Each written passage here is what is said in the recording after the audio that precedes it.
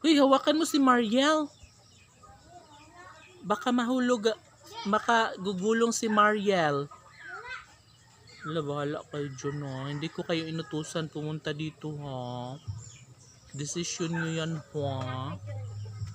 Saan kayo galing? Ha? Pau daw. Ay, bumili kayo ng ice candy?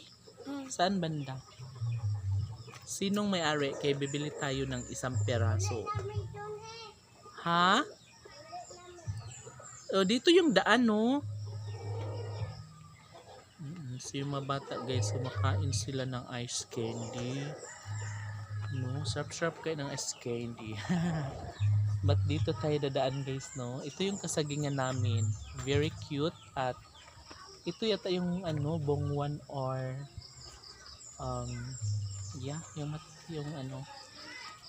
tundan, mga ganun example. Oh my god.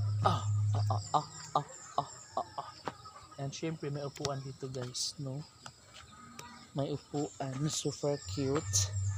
And yeah, dadaan to dito. Oh, hirap jog. Oops. O, diba?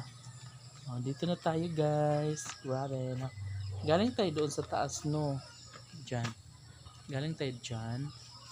Ano yung sampayan. Tapos nandito na tayo sa baba ngayon. Ah, diba? Asa ka sila, Aljin? Aljin?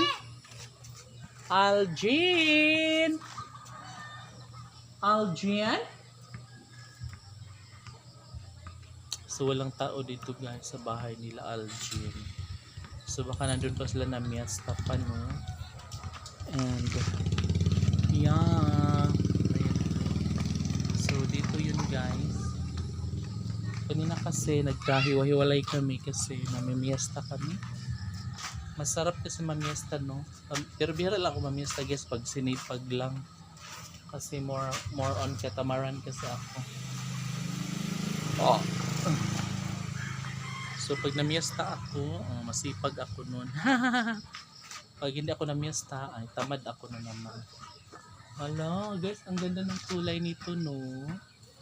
Very approachable, very